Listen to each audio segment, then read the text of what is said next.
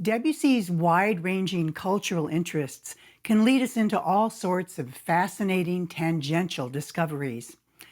I've loved learning about Greek sculpture and Mughal architecture, fairy tale characters like Puck, Peter Pan, and Ondine, the Egyptian mummification process, flamenco in Spain, Dickens' London, music halls and circuses in Paris, the Javanese gamelan, and of course, the natural world.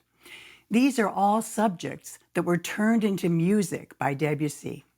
When you've become familiar with each of these preludes, sitting down to a continuous performance of each book is a marvel of armchair travel as the scene shifts from one fascinating locale to another.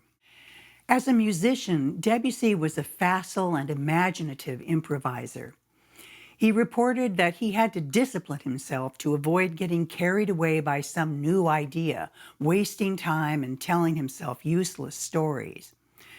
Probably this discipline was necessary when he was struggling with large forms for multiple instruments and voices. But when he was composing for solo piano, he was free to indulge himself. The short form of a prelude was the perfect format for Debussy's creativity. There could be a direct flow of music from a single idea. Each prelude was derived from a visual or literary image, which was identified in the title. Although Debussy placed the titles at the end of each piece and in parentheses, his listeners wouldn't want to be without them. The titles take us directly into the music and embellish it with layers of association. Each book of 12 preludes was composed to provide an overall dramatic and tonal form. Regardless of whether or not the preludes would be performed at a single sitting, they were conceived as an overall integrated composition. Book 1 had been written in just a few months, and it was a huge publishing success in 1910. Debussy had always fully intended to write a second book, but during the 3 years that passed before Book 2 could be completed, his life was challenged with threatening circumstances. The first was the state of his health. His battle with rectal cancer was beginning, and it undermined any feeling of well-being. His marriage to his second wife, Emma Bardak, was also being painfully tested at this time. Fidelity had never been Debussy's long suit, but Emma insisted on it. Debussy's ongoing effort to create another great stage work like Pelléas and Melisande was a time-consuming priority. So it was a relief when he could escape into the second set of preludes, where he could again respond spontaneously to objects of beauty, mystery, and humor. Debussy's relationship with his 7-year-old daughter, Shushu, was his salvation. They read her books of fairy tales together, which provided several of the subjects for these preludes. Shushu was her father's muse, encouraging a childlike and mischievous perspective. It's easy to imagine that he wrote much of this music to be enjoyed by her when she grew up. Debussy was also enriched by his growing friendship with Stravinsky. This photograph was taken by Satie at Debussy's house, and you can see that Stravinsky was 15 years younger. Debussy attended the premieres of Stravinsky's ballets, Firebird in 1910 and Petrushka in 1911. Stravinsky gave Debussy a 4-hand piano score for Petrushka, and the two composers together performed an early 4-hand version of Rite of Spring. The influence of Stravinsky's striking sound world can be heard throughout Debussy's second book of preludes. The first prelude is called Brouillard, which in French means both fog and mists. Debussy contemplates the movement of fog and the shifting appearance of what can be seen.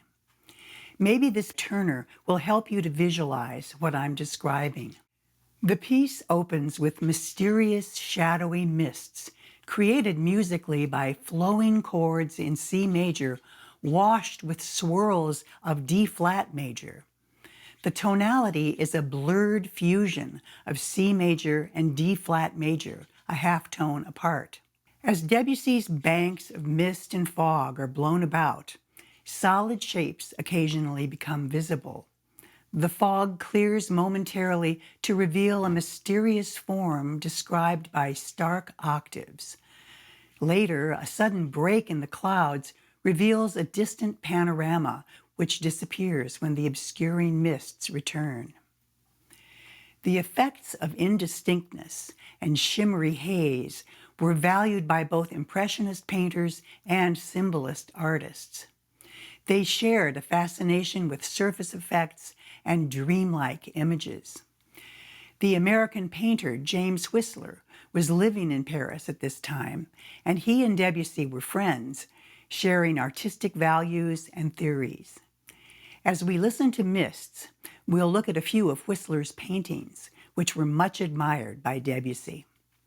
The pianist is the Polish artist Christian Zimmerman.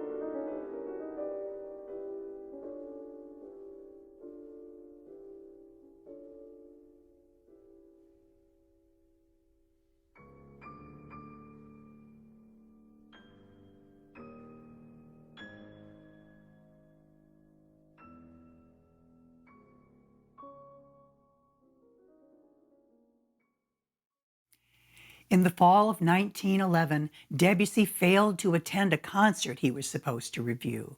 He wrote the following excuse for his readers.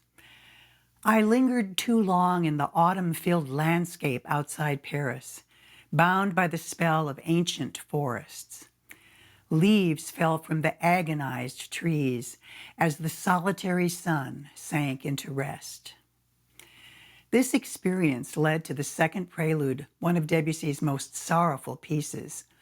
The title is Feuilles mortes, in French, dead leaves. But the French usage also implies the seasonal dropping of leaves, the reddish-brown color russet, and the sadness and impermanence of the life cycle. I call this the Poe prelude because the spirit of the American poet Edgar Allan Poe is pervasive. We English speakers don't always share the reverence for Poe that the French have, but Baudelaire spent half of his professional life translating the works of Poe into French.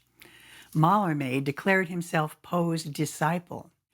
Poe wrote that beauty ultimately excites the soul to tears, and Debussy and Poe agreed that melancholy was the most legitimate poetic tone.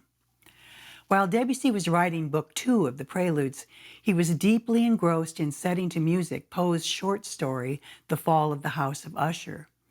Although his work on a second opera was never completed, the brooding atmosphere of Poe was conducive to Debussy's thoughts about beauty and death in autumn. The central episode of this prelude contains a brilliantly colored bitonal section, followed by a disconcerting fanfare, which leads back to the mournful opening. This performance is by Marianna Prjevalskaya. Her performance of the complete Preludes Book 2 is my current favorite. Marianna is Russian-born, internationally educated, and now lives in Spain. She's also a photographer.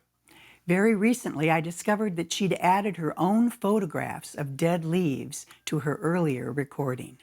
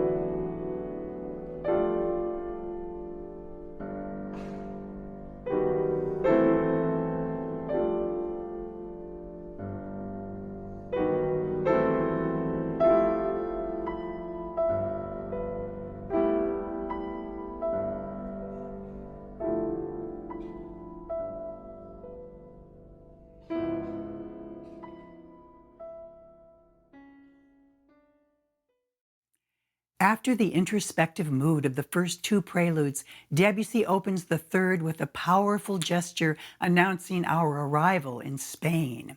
We're at La Puerta del Vino, the Gate of Wine, an entrance to the legendary Alhambra Palace. Debussy had received a picture postcard of this gate from his friend Manuel de Falla. The Alhambra was built by Muslim rulers in the 13th century. It's redolent with exotic Islamic atmosphere. But the famous gate was also a place where gypsies gathered and where duty-free wine was sold. This prelude is a tribute to the scenes and moods of flamenco, which evolved among the non-European inhabitants of southern Spain. In addition to flamenco's castanets and stomping, clapping dance style, there's an ancient vocal style called cante hondo, which translates as deep song. Debussy captured the intensity of this melodic wailing and supported it with a persistent habanera rhythm. In the score, he specifically asks for sudden contrasts of extreme violence and passionate tenderness. This performance of The Gate of Wine is by the Russian pianist Sergei Kuznetsov.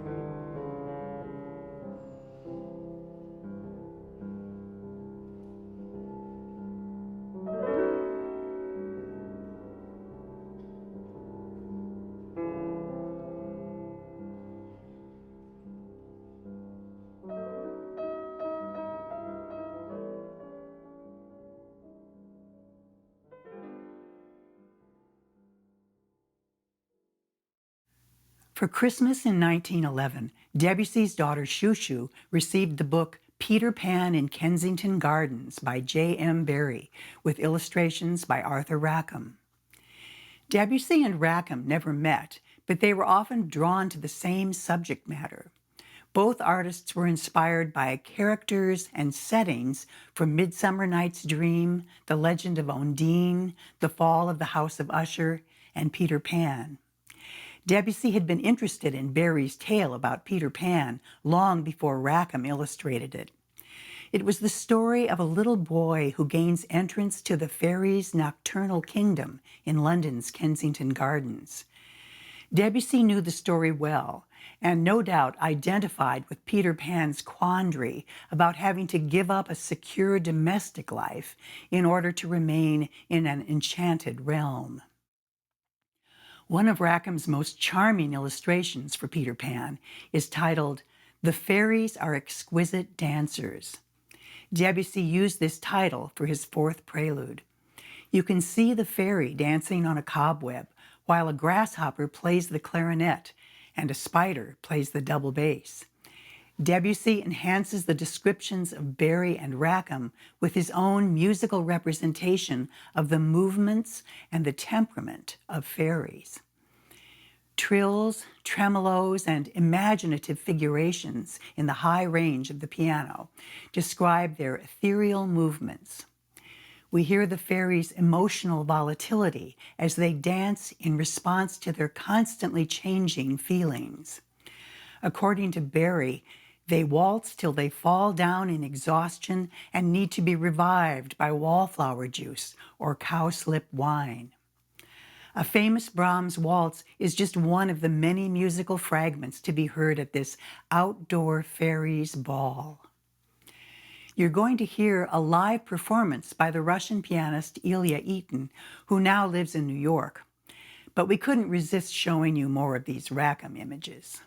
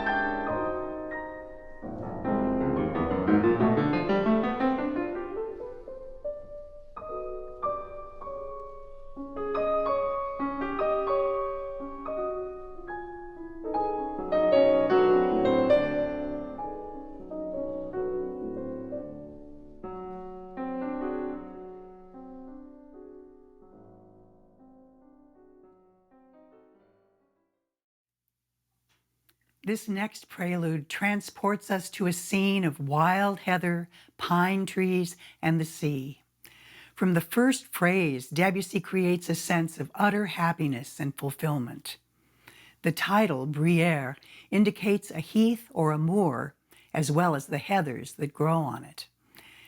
The melody unfolds like a story told to a child, with many phrases repeated. The poetry of earth and sky are evoked by acoustic arabesques over solid and reassuring harmonies.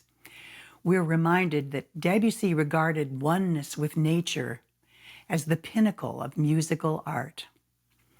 The Haitian-French pianist is Célimène Daudet.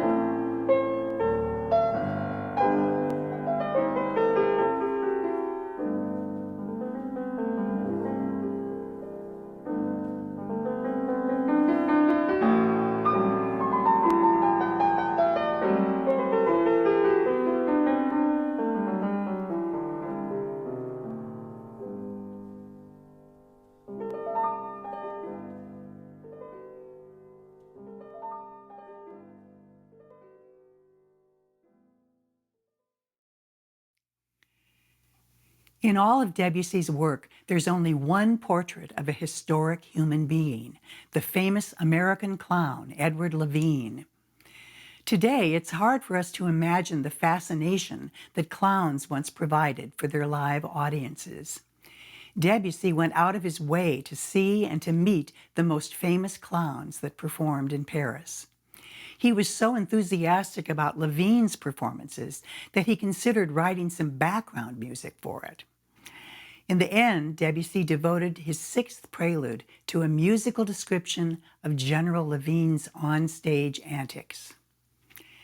Lavine combined the persona of a very tall military general with that of a bum. He arrived on stage with a bugle fanfare and then began his version of the cakewalk. You'll remember that the cakewalk was a dance craze in Debussy's time. African-American couples in fancy dress promenaded to ragtime music in hopes of taking the cake for their flamboyance and audacity. Soon, their moves were being imitated by couples all over the US and Europe. Debussy put a special note in the score to describe the style of General Lavine's cakewalk. It was spiritual and discreet. This is certainly a compliment to the subtlety of Lavine's art and a great example of Debussy's humor and powers of observation. You'll hear all the usual features of vaudevillian entertainment: juggling, tumbling, falling down, the feigning of false pathos and self-pity, until the clown finally leaves the stage with a triumphant flourish. I was amazed to learn that Lavine died in 1946 in 29 Palms, California, outside of Joshua Tree. He spent the last years of his life supporting himself by making medals and decorative ribbons for military uniforms. We'll accompany this performance by pianist Matthew Edwards with assorted images of the cakewalk and memorabilia from Edward Lavine's career.